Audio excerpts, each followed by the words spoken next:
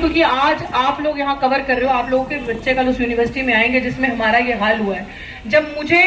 कपड़ों पे टिप्पणियां करनी, पहनावा कैसा है, पढ़ाने पे टिप्पणियां करनी, तुम बच्चों जैसी दिखती हो, तुम टीचर जैसी नहीं दिखती, इस चीज पे टिप्पणियां करनी, और मेरे बच्चों को जब स्टाफ रूम के बाहर एक दलित महिला टीचर प्रोफेसर अगर पढ़ा रही है तो स्टाफ रूम के बाहर अगर बच्चे आ रहे हैं तो पूछ रहे रितु मैडम कहाँ है, रितु मैडम कहाँ है। ये मैं आपको सत्य बता रही हूँ, ऐसा शायद किसी प्राइमरी स्कूल में भी नहीं होता होगा। तो one of the prestigious university में ये गंदगी होती है। तो जो टीचर्स हैं एक माइंडसेट की, एक क्लास की, और खासकर प्रिंसिपल, वो ये कोशिश करती हैं कि ये कल की आई लड़की और ये दलित समाज से लड़की और इसके मुंह में जुबान है और बच्चों के बीच में इतनी पॉपुलैरिटी है इस टीचर की, किस तरीके से इसके बच्चों को बताया जाए कि ये जो मैडम की तुम बहुत पॉपुलैरिटी समझ रहे हो, ये मैडम किस जाति से आती है, ये तुम्हें पता चलना चाहिए। ताकि जो बच्चों का सोच है, जो 2014 के बाद से खासकर आपने जो आरक्षण के प्रति नफरत देखी है और दलित आदिवासी और पिछड़ा समाज के प्रति नफरत देखी है कि हम लोगों के अंदर मेरिट तो है नहीं, हम लोग सिर्फ आरक्षण की वजह से आते हैं, उनके दिमाग में एक चीज फिट इन हो जाए कि इन लोगों को कुछ आता है नहीं है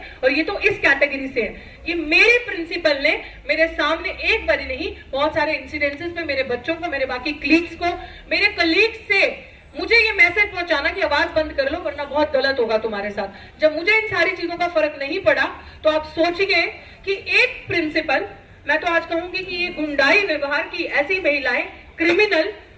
खैर इनका तो बहुत पहले ही बहुत कुछ हो जाना चाहिए था, लेकिन जब उनको लगा कि इस लड़की को कोई फर्क नहीं पड़ रहा तो ड्यूरिंग कोविड, जितने भी प्रोफेसर मेरे यहाँ बैठे हैं, मैं आप सबको ये चीज बता दूं कि कोविड के दौरान आप सबको पता है कि MHRD की स्ट्रिक्ट गाइडलाइंस थी, सेटल लॉ जिसे हम कहते हैं, कि यू कैन नॉट रिप्लेस और remove ad hoc with another ad hoc. उस टाइम पे मुझे रिप्लेस किया गया, रिमूव किया गया और मेरी पोस्ट को एडवर्टाइज करके इंटरव्यू रखा गया। तो मैंने कोर्ट का सहारा लिया।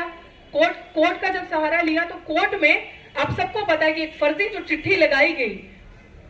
उस एक्शन को जस्टिफाई करने के लिए कि अब निकाल तो दिया, अब कोर्ट तो नहीं सुनेगा ना आपकी बात कि आपने किस चीज पे निकाला, without memo, without show cause notice, without complaints. तो वो जो एक झूठी चिट्ठी लगाई और झूठे 35 बच्चों के सिग्नेचर्स,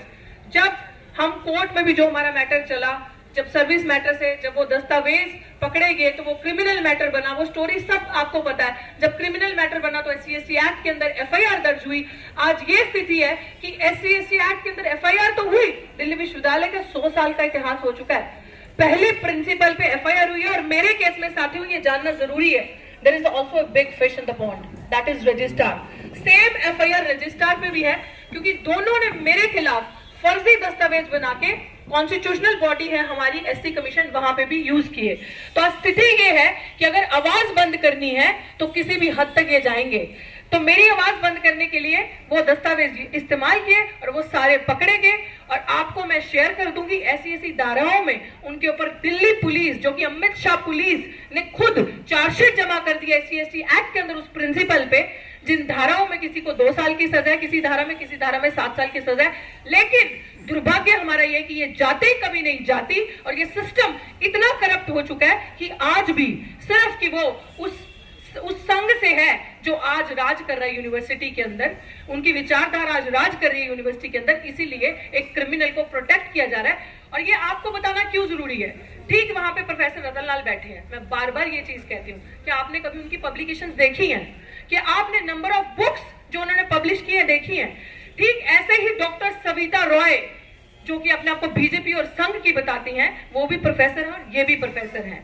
मेरे को धरने पे क्यों बैठना पड़ा साथियों, आज 116 दिन हो गए, बार बार बता रही हूँ, सिर्फ इसलिए कि वो एक प्रोफेसर यूनिवर्सिटी के अंदर,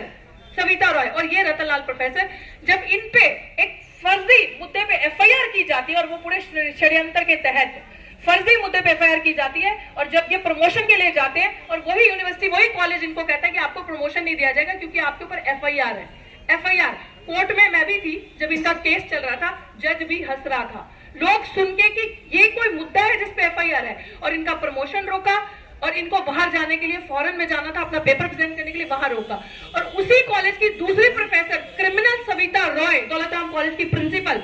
उसको ऊपर SC/ST स्पेशल एक्ट जो उसमें चार्जशीट है, लेकिन वो अभी भी कार्यरत है, अभी भी पे एंड टॉक्स उस कुर्सी पे बैठ के सब ले रही है, और ये हाल। और तीसरी कड़ी में आते हैं हमारे प्रोफेसर लक्ष्मण यादव, मुझे बताने की जरूरत नहीं है, आप सब समझ सकते हो उनके अंदर जो प्रतिभा है, जो टैलेंट है, मुझे नहीं लगता कि मुझे बताकर, मुझे लगता है कि मैं बहुत छोटा कर दूंगी इस चीज को। ये वही है कि जिसके मुंह में जुबान है उसके साथ यही किया जाएगा, और यही हो रहा है यूनिवर्सिटी में। शायद हम लोग सामने आए हैं, लड़ रहे हैं सिर्फ इसलिए, और आज आई थिंक ये प्रेस कॉन्फ्रेंस भी आज इसलिए कि कब तक आखिर कब तक ये हेजेमनी, ये चीज, ये पितृसत्ता, ये क्रिमिनल माइंडसेट के लोग एक विचारधारा के लोगों को, मूर्खों की जमात को इकट्ठा करके यूनिवर्सिटी में रखेंगे, और जिनके अंदर टैलेंट है, पोटेंशियल है, उनको गिनती से बाहर किया जाएगा। और असली टारगेट विचारधारा तो है ही, कोई भी इनके खिलाफ बोलेगा, वो किसी भी समाज का है, वो डेफिनेटली निशाने पे है, लेकिन सबसे बड़ा अगर निशाना है वो SC ST OBC मिनॉरिटीज है, ये आप याद रखिएगा। और यही चीज जो लक्ष्मण यादव के साथ हुई, 14 साल की पढ़ाई 14 मिनट में डिसाइड किया गया। और अगर मैं यहाँ इस मंच के माध्यम से ये भी बोलना चाहती हूँ कि किसी को अगर ये गलत फहमी है कि उनको तो बहुत सिस्टमैटिक तरीके से निकाल दिया ना, कि एक इंटरव्यू किया और लक्ष्मण यादव जी को निकाल दिया, और ये तथ्य और ये दे दिया, और ये क्रिमिनल्स क्या कहते हैं, अजी हमने तो एक OBC को हटा के OBC ही रखा ना, हमने डॉक्टर रितु की जगह एक SC को हटा के SC ही रखा ना। नो,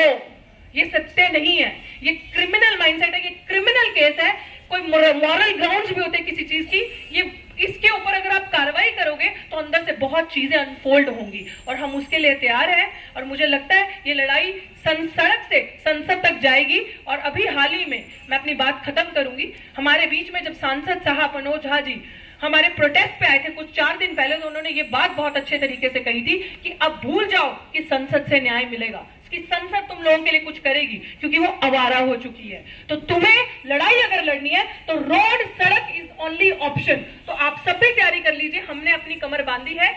तो I think sir you live long, I just took your name, जय भीम सर। तो मुझे लगता है कि हमारी लड़ाई की बारी आ चुकी है, कि अब वो वक्त आ चुका है कि संसद अगर आवारा है तो सड़कें सुनसान नहीं रहनी चाहिए। मेरे साथी लक्ष्मण से मैं कहूंगी, और प्रोफेसर रतनलाल सर भी बैठे हैं, मनोज झा जी हैं, सबको मैं कहूंगी कि हम तैयार हैं। 116 दिन से लड़ाई लड़ रही हूँ, ये 3 डिजिट्स है, ट्रिपल डिजिट, अगर ये 4 में भी बदल जाए तो भी 1 इंच भी पीछे नहीं हटूंगी। इसी तरीके से अपनी लड़ाई लड़ूंगी जब तक ये क्रिमिनल्स अपने सही घर नहीं पहुंच जाए, जो कि सलाखों के पीछे है। शुक्रिया, जय भीम।